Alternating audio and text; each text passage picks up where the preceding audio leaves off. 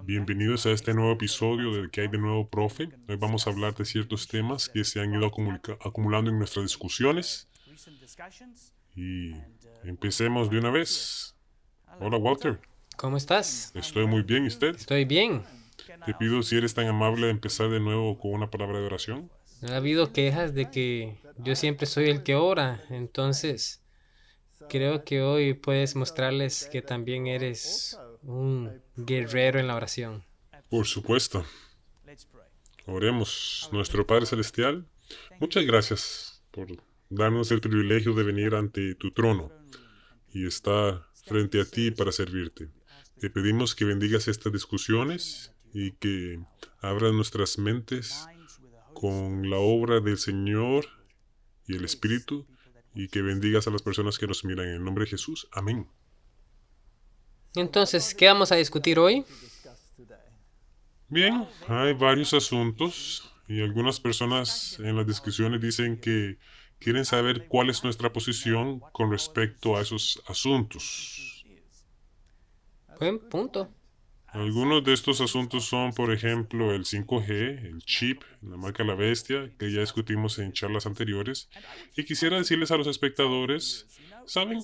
Esta es una discusión, no es un estudio a fondo de todos estos temas. Entonces, cuando hacemos esta conversación, luego dejamos enlaces a charlas en las que sí se tratan esos asuntos a fondo. Los animamos, pues, a que por favor revisen los enlaces. La mayoría de sus preguntas en los comentarios serán respondidas mediante estas charlas. Entonces, si está bien con ustedes, discutamos algo de eso y cuál es tu opinión, Walter, a grosso modo, de todo esto, ¿no? Mi posición es en realidad bastante simple. ¿En qué creemos? ¿Por qué lo creemos? ¿Cuál es nuestro deber en términos del tiempo en el que vivimos? Y creo que hay mucha confusión por ahí porque, como dijiste, hay, hay tantas cosas que la gente está diciendo ahora y que claman por la atención de la mente. Que el objetivo en general de predicar el Evangelio está perdiéndose en el ruido de fondo. Y me parece fascinante que tengamos todos esos puntos. Tú mencionaste las fiestas, la pregunta acerca de la deidad de Cristo, la naturaleza de Dios y todos estos problemas teológicos que ahora parece que se han concentrado en este tiempo en el que vivimos. El problema de la perfección, qué tan perfecto debemos ser para poder estar frente a Dios cuando venga, qué posición debemos tomar. Todo esto está circulando en Internet en este momento, clamando por atención, ¿no? Así que dejémoslo bien claro desde el principio para que la gente entienda nuestro punto de vista. Somos adventistas del séptimo día. Ahora el adventismo del séptimo día no siempre la mejor publicidad, si lo podemos poner así. Pero básicamente el adventismo del séptimo día es muy simple. Ahora, no soy un adventista del séptimo día porque me adhiero a un credo que ha sido hecho por un grupo conocido como adventistas del séptimo día. Creo en la Biblia y este es mi manual. Y sin este manual estaría totalmente perdido. Así que mi fuente principal de información es la palabra de Dios. Pero hay miles de denominaciones que dicen que su fuente principal es la palabra de Dios. Entonces, ¿cómo se lee esta fuente principal? Y esta es una pregunta muy importante. Entonces, ¿por qué soy adventista del séptimo día? Dejemos eso claro.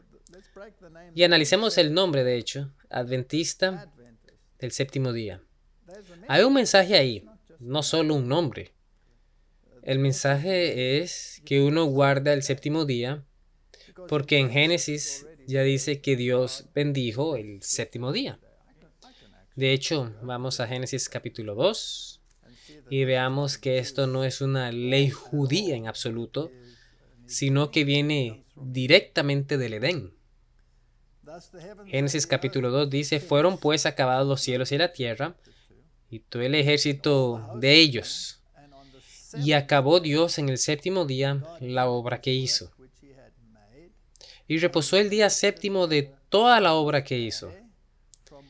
Y bendijo Dios al séptimo día y lo santificó, porque en él reposó de toda la obra que había hecho en la creación. Es bastante claro. Es una declaración bastante clara. La gente dice que ¿cómo sabe uno que es el séptimo día? Sí, porque ahora están sacando eso de los sábados lunares o calendarios lunares y todo eso. Bueno, cuando Dios creó este ciclo de la semana, no había luna que sirviera de referencia, porque fue creada hasta el cuarto día, ¿no? Entonces, no pudo haber usado el ciclo lunar para determinar el sábado. Estaba contando los días y empieza con: y fue la tarde y la mañana del primer día y el segundo día, y así es un conteo de días. Así que ¿cómo sabemos que el séptimo día sigue siendo el séptimo? Y lo bendijo y lo apartó para un uso santo. Y parece una y otra vez, a medida que uno pasa por el Antiguo Testamento y continúa a través del Nuevo Testamento, no es algo que simplemente desaparezca, como algunos quisieran decir.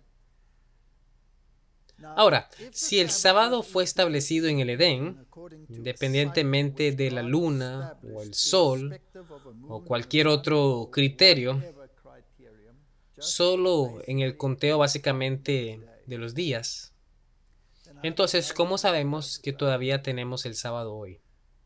Y la respuesta es simple. Dios lo instituyó en el Edén.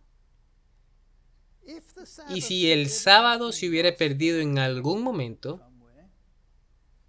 entonces cuando Dios sacó a los hijos de Israel antes del Sinaí, los sacó de Egipto, Él dejó que el maná cayera y el maná cayó, y el viernes había 2 veces más y el sábado no había.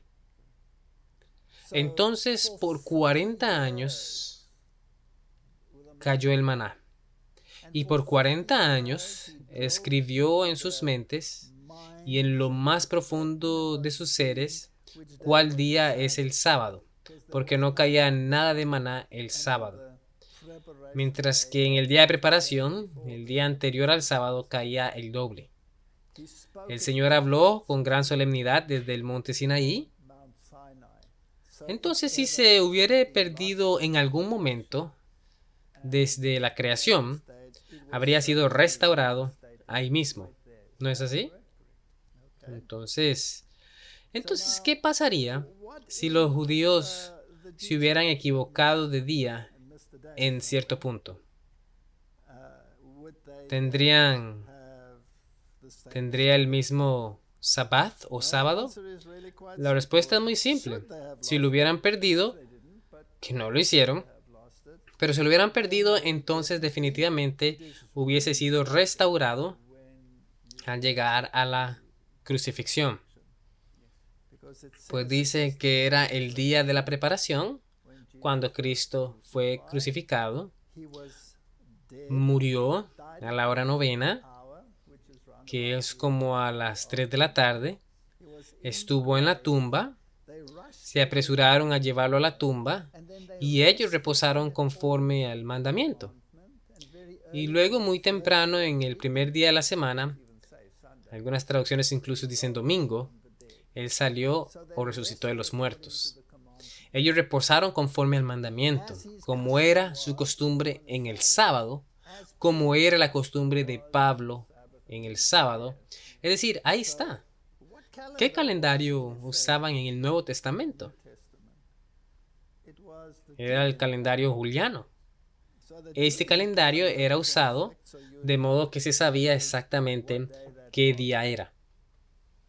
Ahora, el calendario juliano se cambió por el gregoriano por iniciativa del Papa Gregorio, en donde se cambiaron las fechas, pero nunca se cambió el ciclo semanal. De modo que el ciclo se mantuvo y el sábado nunca se ha perdido. Todos los grandes estudios astronómicos que se han hecho han demostrado que el séptimo día es el sábado. Uno puede coger un diccionario de Oxford clásico y encontrará que dice que el séptimo día es el sábado y que el primer día es el domingo. Entonces, adventistas del séptimo día. Un adventista es alguien que cree que el Señor Jesucristo vendrá de nuevo. Y si uno quiere usar un texto fácil para ver esto, puede ir a Juan 14, el cual me encanta porque es como una mini Biblia en un versículo. Aquí se explican todas las doctrinas y dice ahí: no se turbe vuestro corazón. Por cierto, todos deberíamos saber este texto de memoria. Sigue diciendo: creéis en Dios, creed también en mí. En la casa de mi Padre muchas moradas hay. Si así no fuera, yo os lo hubiera dicho. Voy pues a preparar lugar para vosotros. Y si me fuere y os prepararé el lugar, vendré otra vez. Eso es un adventista. Es el que cree que Jesús va a venir de nuevo. No es por una suposición. La Biblia está llena de esta promesa. De hecho, esta es la esperanza bendita. Ese fue el versículo que me lo dejó claro cuando me volví un adventista. Okay, ¿te lo dejo claro? Así que ya veo entonces que en toda tu vida no fuiste adventista, y de hecho yo tampoco. Y lo dejaré bien claro. Se necesitaría una cantidad enorme de convicción antes de que alguien en sus cabales cambie lo que era en el mundo para convertirse en adventista del séptimo día. Absolutamente. Es algo que cambia la vida. Es ya sea un récord de locura total o basado en algo muy substancial. ¿No es así? De hecho, si me lo preguntas, eso es lo que es. Y esa palabra es verdad. La verdad. Así es. Así que terminemos esto. Voy pues a preparar lugar para vosotros, y si me fuere y os prepararé lugar, vendré otra vez y os tomaré a mí mismo, para que donde yo estoy, vosotros también estéis. Ahora, si analizamos este versículo, ¿cuándo estará la gente de Dios con Él? Cuando Él regrese de nuevo. ¿Qué dice la teología popular? Que todos van al cielo tan pronto mueren. Entonces, ¿cuál es el objetivo de venir a recogerlos si ya están allá, no? No tiene ningún sentido. Y Él va a prepararnos lugar y va a volver a venir. ¿Sabes? El séptimo día es uno de los 10 mandamientos. Y si uno lee aquí en este maravilloso capítulo, Juan 14:15, dice: si me amáis, guardad mis mandamientos. Y yo regaré al Padre y os dará otro consolador para que esté con vosotros para siempre. El Espíritu de verdad. Tú dijiste que la verdad, ¿cierto? Todo esto es fascinante. El versículo 21 dice que el que tiene mis mandamientos y los guarda, ese es el que me ama. No es física cuántica. Y no dice que son 9 mandamientos.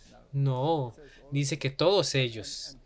Y Juan es el autor de este evangelio y está citando al Señor Jesucristo. Luego, en sus epístolas, lo dice con más insistencia. Dice que el que dice amarle y no guarda sus mandamientos, el tal es mentiroso.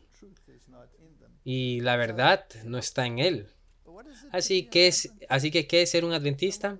Es alguien que guarda el séptimo día porque ha aprendido a amar a Dios y por tanto guarda sus mandamientos, no porque esté obligado, sino porque está convencido. Sí, sí.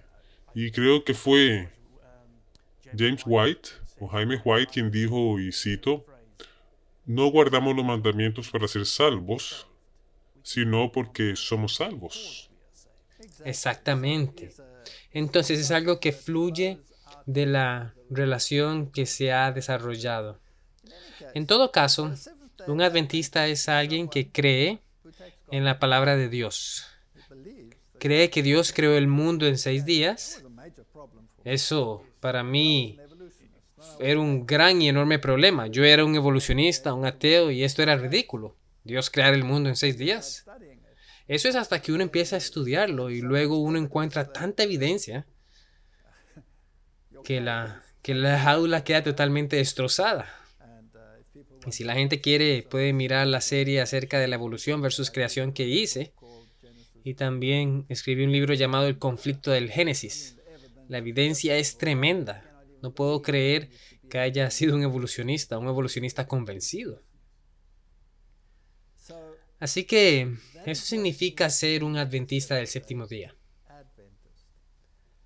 Ahora, un adventista tiene un mensaje en particular, una constitución en particular, por así decirlo, ¿no? Eso lo encontramos en Apocalipsis 12 y 13. Déjeme y leo lo que dice ahí. Después de dar la descripción de la iglesia cristiana, su persecución a través de las edades, un adventista cree en el mensaje evangélico protestante. Entonces, aquí habla de la persecución en la Edad Media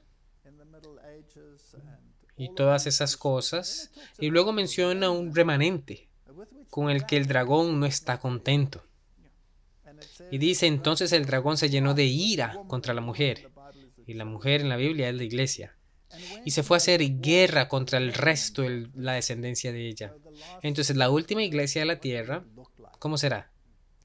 Los criterios son los que guardan los mandamientos de Dios y tienen el testimonio de Jesucristo. Esos son 2 criterios. Las 2 piernas. Las 2 piernas. Y luego tienen este mensaje en particular. Apocalipsis 13 está en todo el corazón del mensaje y se describen las bestias de Apocalipsis 13, las cuales son un conglomerado de las bestias de Daniel capítulo 7 y otro poder político que le dará poder a estas entidades.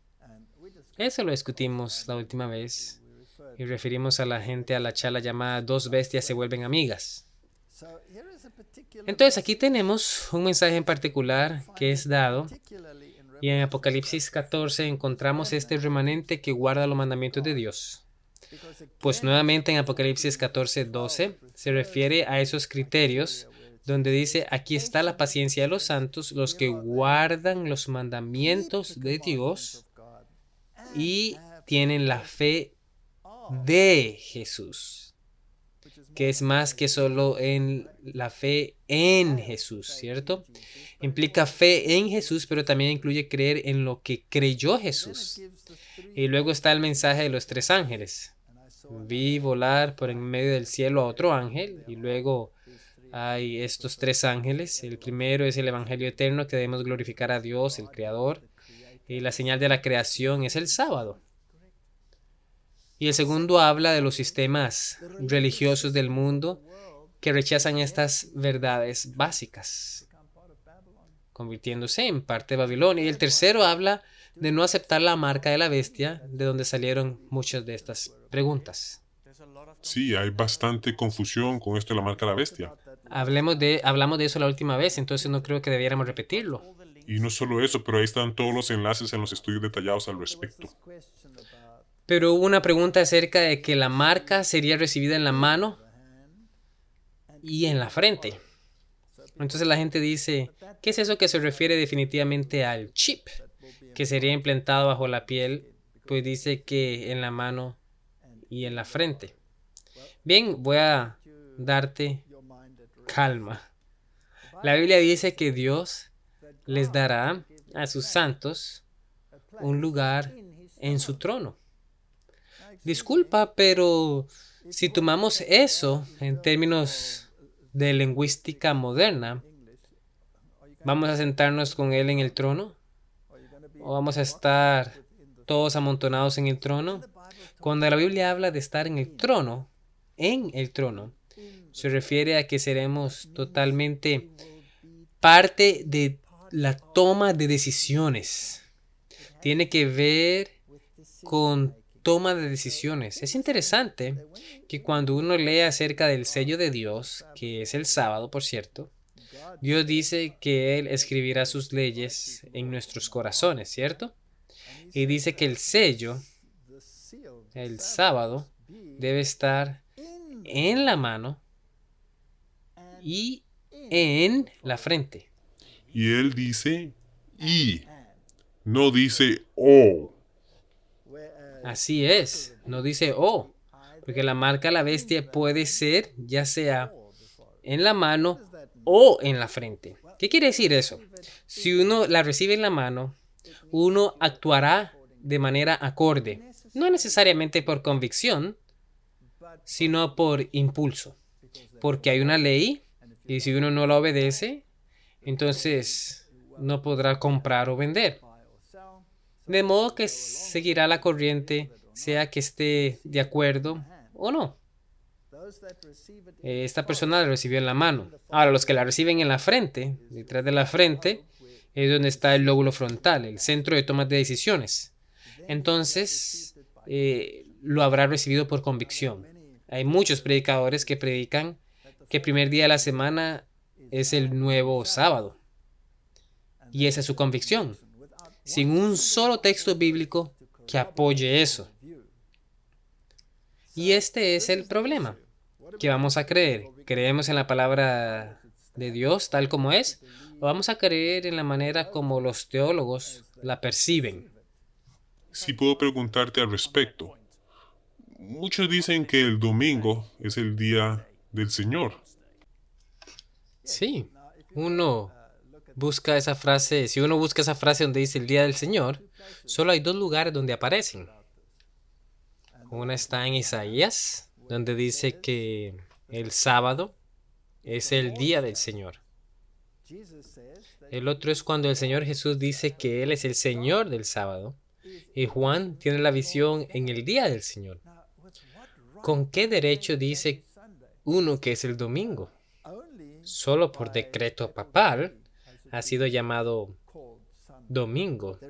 No hay ningún verso que diga que tuvo esa visión en domingo. Entonces es solo una conjetura de parte del catolicismo romano, el cual ha sido absuelto por los evangélicos. La Biblia es muy clara. El día del Señor es el sábado, el Shabbat de Isaías 58.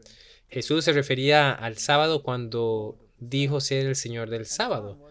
Y Juan tuvo una visión en el día del Señor, el cual es el sábado. Sin un contraargumento para probar lo contrario, simplemente es así. Esos son los problemas. Y podemos ir a otro asunto que mencionaron, el rapto secreto. Sí. Ahora, ¿hay un rapto secreto de verdad? La Biblia dice que la venida del Hijo del Hombre será como un relámpago que es visible desde el oriente al occidente. La Biblia dice que si escuchamos que está por ahí o por allá, o que si escuchamos que está en las cámaras o en el desierto, que no vayamos, porque la venida será universal y visible. Ahora, no hay nada secreto en una venida universal visible de Cristo. ¿Qué pasará en la venida de Cristo? Dios separará a los impíos de los justos. Entonces la gente usa textos como, por ejemplo, que dos estarán moliendo en el molino, uno será tomado y el otro no. Ahora, no necesitamos entrar en detalles en el texto, pero ¿dónde dice que el que es tomado lo es en secreto? No dice eso en absoluto. En todas partes de la Biblia dice que Dios le dará la orden a los ángeles y ellos separarán a los impíos de los justos. Y dice que aquellos que viven, los justos vivos, serán cambiados en un instante, en un parpadeo, y los resucitados de Cristo, los resucitados en Cristo, justo con los vivos, serán llevados con el Señor al aire. Ahora, discúlpame, ¿de dónde viene eso del rapto secreto? ¿Dónde queda esa resurrección de los justos que debe suceder de manera simultánea con el traslado de los que siguen vivos? Esos aspectos no están para nada en la teología. ¿De dónde salió entonces esta teología? Es una teología jesuita, no es teología bíblica. Ninguno de los reformadores creyó en estas cosas. Entonces es una perspectiva evangélica moderna que ha sido tomada de enseñanzas jesuitas, las cuales fueron introducidas para quitar la mirada del papado como anticristo, ya que eso era lo que los reformadores decían. Los reformadores decían que el papado es el anticristo. Así que a los jesuitas se les ocurrieron dos teologías contrarreformadas: el futurismo y el preterismo. El preterismo pone las actividades del anticristo en el pasado y dicen o claman que el rey griego Antíoco Epífanes, el cuarto, cumplió con los criterios del cuerno pequeño de Daniel y que entonces él fue el anticristo. Eso no es bíblico para nada. Pues la Biblia dice en Daniel que el anticristo sale de la cuarta bestia, el cual es Roma, ¿no? Y no de la tercera bestia, que es Grecia. Por tanto, no puede ser un rey griego. Es interesante que los seminarios y universidades conservadores de teología adoptaron este preterismo por primera vez y dijeron que era Antíoco Epífanes. Una vez un evangélico vino a mi casa y me dio esa teoría. Fui a Daniel, capítulo 7, con él y le dije: por favor, explícame. Este poder sale de la cuarta bestia, pero el tuyo sale de la tercera. Entonces, ¿cómo lo explicas? Se enojó tanto que le tapó las orejas al que lo acompañaba y lo sacó de la casa para que no se confundiera por lo que la Biblia dice al respecto. Ahora, la otra es el futurismo, donde dicen que el anticristo vendrá en el futuro. Lo que hacen ahí es que toman la última semana de las 70 semanas de Daniel y lo llevan al futuro. Y ahí es también donde sucede el rapto secreto. Correcto. Nuevamente, esta teología es jesuita y fue embellecida por el cardenal Bellarmino, quien era jesuita también. Esta teología es creída hoy por los evangélicos. Nunca fue así con los reformadores. Ellos estaban absolutamente seguros. Y no hay que ser adventista para entender esto. Uno puede ir a los escritos de los reformadores. Ni siquiera hay que ir a esos escritos que están repletos del tema. Uno puede ir a los teólogos de la Iglesia de Inglaterra, por ejemplo. Graham Guinness escribió un libro, Romanismo y la Reforma, en donde toma la posición protestante y la delinea claramente desde el libro de Daniel. No hay ni sombra de duda en cuanto a lo que creían, porque ya no lo creen. ¿Acaso la Biblia ha cambiado? Definitivamente no. El sentimiento ha cambiado. ¿Y sabes? ¿Sabes qué trajo ese cambio? Cuando el protestantismo cambió sus inicios, ahí empezó el problema. A través del ecumenismo fue necesario dejar de lado la doctrina para poder acomodar la diversidad que hay allá afuera. Porque si dos caminan juntos y tienen dos teologías distintas, va a haber conflicto. De modo que hay que poner la doctrina de lado. De hecho, eso es lo que dice el Papa, que hay que dejar de lado la doctrina. Así que entonces, ¿cuál es la norma? El espíritu. Pero el espíritu que no está en armonía con la palabra no es el espíritu de Dios. Así que los reformadores tenían un dicho: sola escritura, solo la Biblia y la Biblia sola. Ese debería ser nuestro criterio. Si el espíritu habla contrario a la palabra, entonces no es el espíritu de Dios. Por eso Isaías 8, versículo 20 dice: a la ley, eso es el Torah o la Biblia, y al testimonio, es decir, a los que escribieron lo que escribieron los profetas, si no hablan conforme a esto, es porque no les ha amanecido. Ahí es donde entra esta confusión. Tenemos que alejarnos de estas doctrinas evangélicas del rapto secreto, pues no hay nada así en la Biblia, que más bien contradice los textos más claros, y debemos regresar a las enseñanzas bíblicas de lo que dice en esta palabra. Así terminará esta confusión. Otro asunto que constantemente se mencionó es el 5G y cómo podría ser esto la causa del coronavirus y de muchas otras cosas. ¿Hay algo que quieras decir sobre esto? No sé cuántos videos he recibido y cuántos documentos hablando del 5G, que ese es el mayor problema del momento y que está causando todo esto. Sea como sea, ¿debiera ser esto en lo que nos concentramos ahora? Por ejemplo, pensemos lógicamente. Dicen que la radiación del 5G es problemática. Bien, toda radiación, en cierto sentido, es problemática. El ser humano está expuesto a tanta radiación que es impresionante que soportemos tanto. Los teléfonos celulares o móviles, como los llaman en algunos otros lugares, trabajan con una frecuencia de microondas. Eso lo comparan con las microondas normales que usamos para cocinar cosas. Y sí, las vibraciones son peligrosas y hay que tener en cuenta las altas concentraciones, etcétera.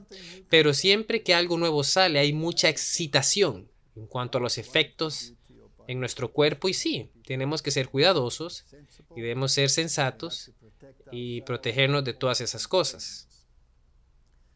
Ahora, dicen que el 5G tiene una frecuencia que interferirá con la absorción del oxígeno y que por eso hay gente que se desmaya como consecuencia del 5G.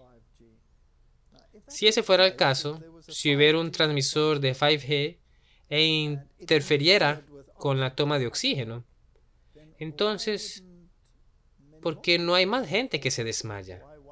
¿Por qué uno por ahí y otro por allá?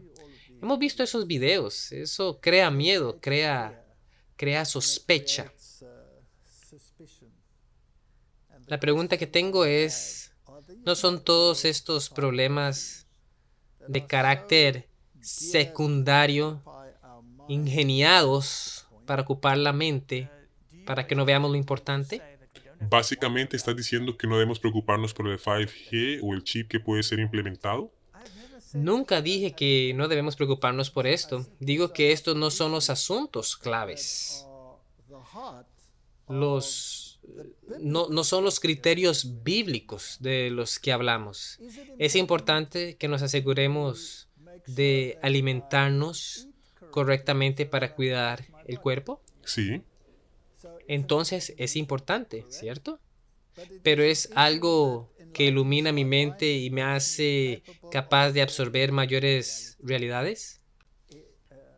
La salud y la reforma de salud no son mi religión, son consecuencia de mi religión. Mi cuerpo no es mío, pertenece a Dios. Así que es importante protegerme. Claro que sí. Si sé que algo es peligroso, entonces me protegeré. Si trabajo en un laboratorio de radiología y trabajo con rayos X, ¿uso ropa protectora? Claro que sí, obviamente, porque sé cómo funciona eso. ¿Puedo protegerme de todo rayo que hay en el mundo? ¿Cuántos rayos tenemos aquí en este momento? Increíble. Cada pequeño pedazo de información en el mundo está flotando alrededor de nuestros oídos en este instante. ¿Sabías eso? ¿Sabías eso? ¿Sabías que en esta habitación santa donde hablamos de las cosas de Dios, hay pornografía que está siendo transmitida a través de nosotros ahora mismo? ¿Sabías eso? Solo necesito el instrumento apropiado para mirarla y después lo puedo ver. ¿Eso significa que quiero mirarla? No. ¿Y si sale, debiera verla? No. Entonces, ese no es el problema. El problema es lo que está pasando ahora. ¿Dónde estamos en el tiempo? ¿Qué debe pasar aquí en términos de mi relación con Dios? Eso es lo que digo. Si sabes que algo es peligroso, entonces toma las medidas que puedes para protegerte, sea lo que sea. Si has hecho lo que puedes, entonces puedes dejarle las consecuencias a Dios. Si tengo que preocuparme por lo que como hasta el punto en que no confío en nada de lo que hay en la tienda porque no sé cómo lo preparan, me puedo volver loco. Entonces, hay que tomar las mejores precauciones que uno pueda. Uno lava la comida, uno trata de comprar la mejor comida para el cuerpo que se pueda comprar, y llega un punto en el que uno dice, he hecho lo que puedo. Ahora lo dejo en las manos de Dios.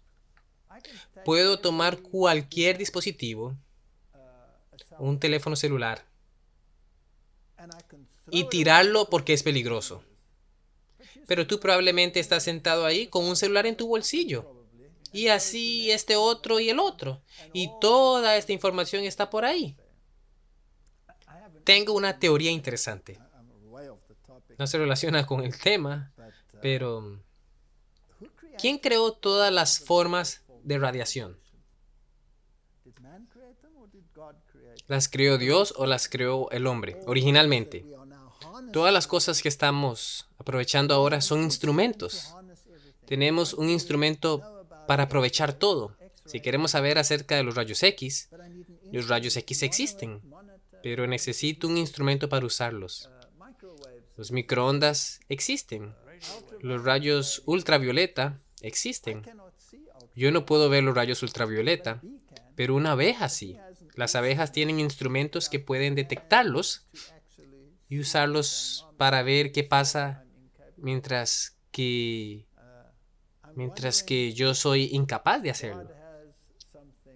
Me pregunto si Dios tiene algo emocionante preparado para nosotros, donde podremos sintonizarnos con todas estas frecuencias y ganar la información que Él ha puesto en el mundo. Tal vez algún día pueda mirar una hoja y realmente ver a través de ella los minimísimos mecanismos que la rigen. No sé qué nos depara el futuro, pero será impresionante. Entonces, hemos aprovechado todas estas cosas y no he dicho que ciertas cosas no sean peligrosas, o sí lo sean. Lo que digo es que cuando uno llega al punto en que no puede hacer nada, entonces hay que enfocarse en el panorama más amplio, el cual está escrito en la palabra de Dios. Entonces, de acuerdo, todos estos problemas secundarios deben volverse pequeños. Exacto. Hablamos de otros problemas secundarios como las fiestas, el movimiento antitrinitario, la deidad del Cristo. lo que sea. ¿Cuáles eran otros? No me acuerdo. También mencionaron los sábados lunares. No vayamos ahí. Ya hemos hablado de eso en cierto modo.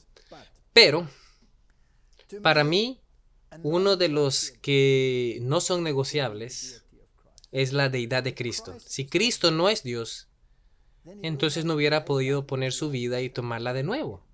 Él dice, nadie me la quita. Yo la pongo, yo la tomo de nuevo. Juan 1 dice, en el principio era el verbo y el verbo estaba con Dios y el verbo era Dios.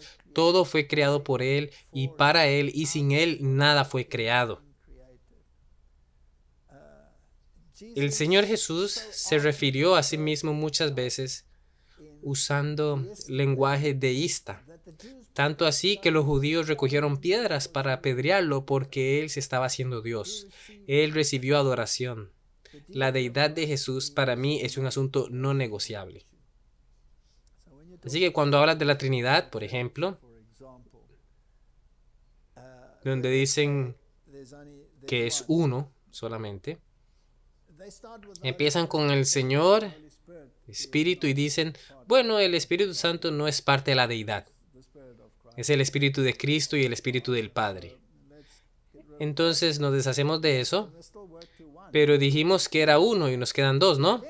Eventualmente llegamos al punto de que Cristo es una deidad menor. Tiene una divinidad que le ha sido dada o prestada. Básicamente se llega a un punto en el que Él es una criatura. Ahí es donde pongo un límite. Para mí la deidad de Cristo no es negociable. Por lo tanto, todos estos argumentos que van en círculos, que ocupan la atención del pueblo de Dios, que nos apartan del mensaje para este tiempo. Y el mensaje para este tiempo es claramente dado en el libro de Apocalipsis. ¿Cuál es la verdad presente? Debemos restaurar el Evangelio eterno. El Evangelio nunca ha cambiado. Ahora, ¿por qué es eso importante? Porque la gente enseña el Evangelio de la dispensación, el cual dice que por cada periodo de una generación hay una manera distinta de salvarse. Entonces tenemos el periodo en que uno se salva guardando la ley, y entonces se abolió la ley y tiene que ser salvo ahora por gracia sin ley. Y en el futuro está la dispensación del reino, donde nuevamente hay otros criterios porque ya no hay cristianos, serán raptados, etc. Eso está tan apartado de la enseñanza bíblica que es increíble cómo alguien podría aceptar esta enseñanza jesuita. Y aceptémoslo, los jesuitas han sido enemigos de la palabra de Dios desde el principio. Ellos llaman la Biblia el áspid venenoso. Y si uno lee el credo, es suficiente para dar escalofríos.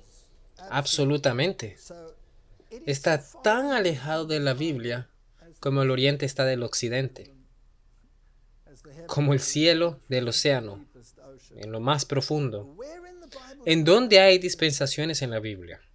Adán y Eva fueron salvados o salvos por la sangre del cordero.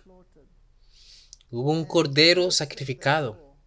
Las túnicas que usaron fueron las del cordero. En otras palabras, la justicia de Cristo los cubrió. La ofrenda de Caín fue rechazada porque llevó el fruto de sus manos. El catolicismo romano insiste que uno es salvo por obras. Y dicen que maldito el que diga que es salvo por gracia mediante solamente la fe en Jesucristo. La ofrenda de Caín no fue aceptada. Abel, quien llevó el cordero, de acuerdo a los criterios, fue aceptado porque se dio cuenta de que la salvación no dependía de él.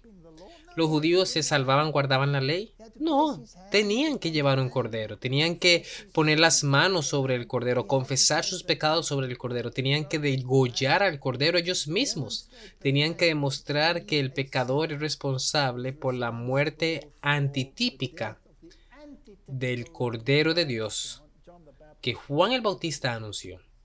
La salvación siempre ha sido a través de la sangre del Cordero.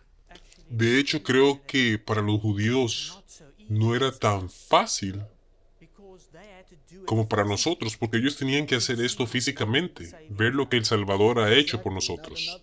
Exacto. Ahora, el otro punto es, ¿la obediencia era un prerequisito para permanecer en Edén? Por supuesto. Por lo que cuando desobedecieron, perdieron el acceso al Edén, ¿no? Entonces, ¿será que la obediencia será un criterio al final? ¿Será que Dios se dio cuenta que cometió un error y no requiere obediencia? Entonces, ¿por qué dice que ni una tilde ni una coma serán quitadas de la ley? ¿Y qué hay de la ley que cambiarán? ¿Por qué insiste en que solo aquellos que guardan los mandamientos de Dios tendrán acceso al árbol de la vida? Apocalipsis 22:14. Exactamente. ¿Y qué dice Apocalipsis 22:15? No dice que si no guardamos los mandamientos, entonces somos parte de los que se quedaron por fuera del reino. Exactamente. Entonces, nunca ha cambiado. Este evangelio de la dispensación, el cual es la norma en muchos círculos evangélicos, ah, es una doctrina jesuita, la cual no es bíblica, la cual no fue creída por los reformadores y ni debiera ser creída por nadie que confíe en la palabra de Dios. Déjeme decirte categóricamente, todos estos argumentos que dicen que ahora debemos guardar las fiestas, no voy a discutir en si debiéramos o no, solo digo que tenemos todos estos problemas llegando. La doctrina trinitaria, las fiestas, los sábados lunares, el esto, lo otro, el perfeccionismo, y todo esto está hecho para mantener a los santos ocupados. Pero ¿cuál es el trabajo de los santos? ¿A qué vino Jesús a este mundo? ¿Por qué dejó el Señor a los 99 ángeles salvos detrás para venir a salvar lo perdido en este planeta? ¿Por qué Él nos amó? El amor, ágape, es un amor desinteresado. No gira en torno al yo. Todos esos asuntos giran en torno al yo. ¿Soy perfecto? ¿Soy lo suficientemente bueno? No estoy diciendo que no hay que luchar por hacer lo bueno. Estoy diciendo que esos asuntos están manteniendo al pueblo de Dios ocupado. En vez de predicar el evangelio a los perdidos, estamos enfocándonos en el yo. Y eso debe detenerse. Debemos tener una misión. Sé lo que creo y debo trabajar en mi salvación con miedo y temor a Dios.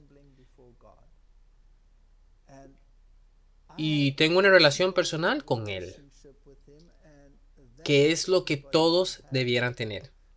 Necesitamos tiempo para estudiar la palabra y tiempo para estar con Dios.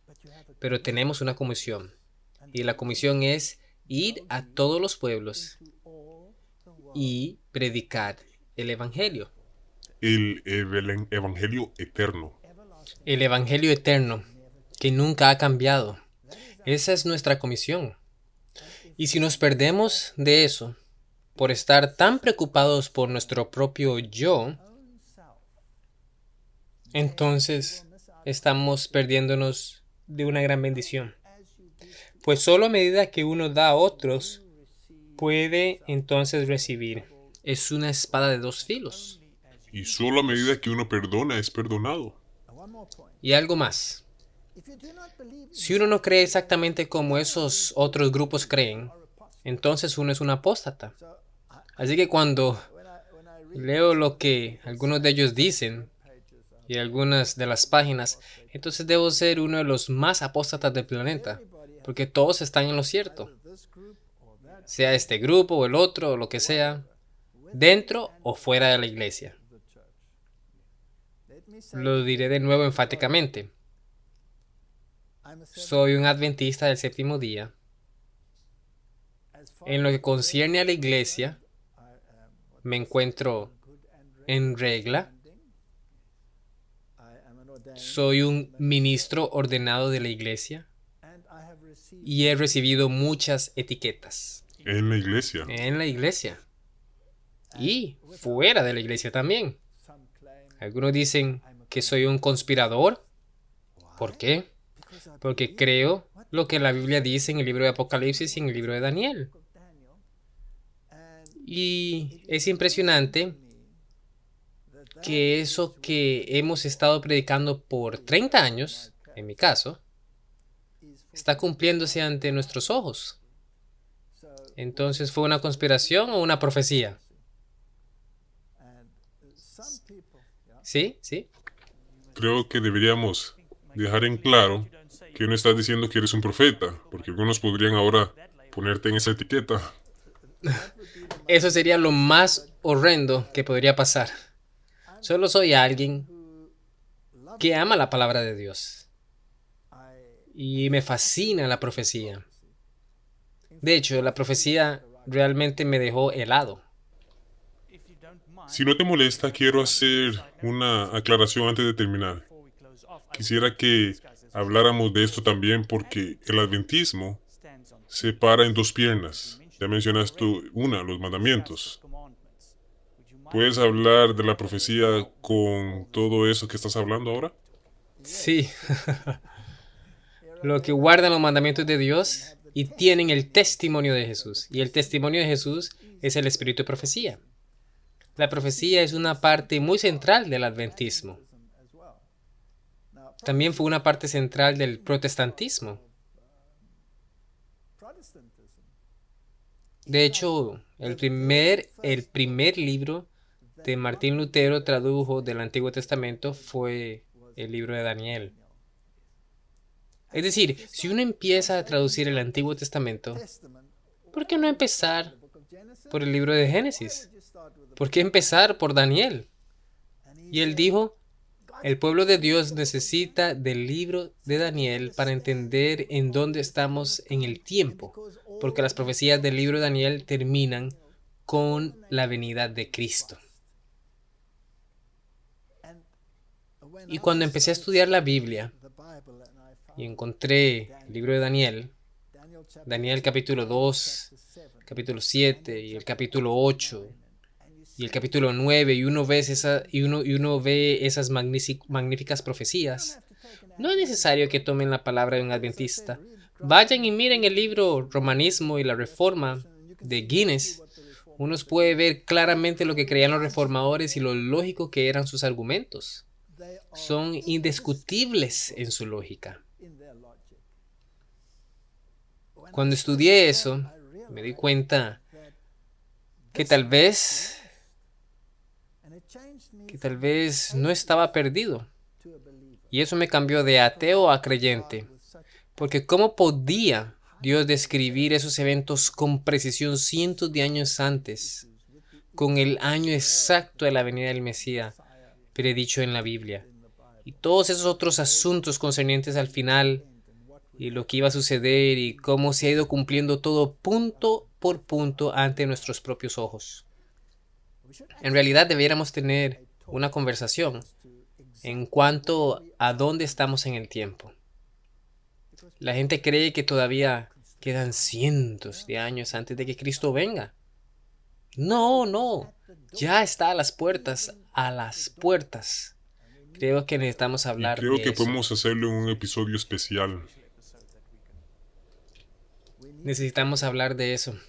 También debemos de tener mucho cuidado de no mezclar la interpretación profética de la Biblia con la interpretación que ha sido dada por el pensamiento futurista, el cual viene de los salones de los jesuitas.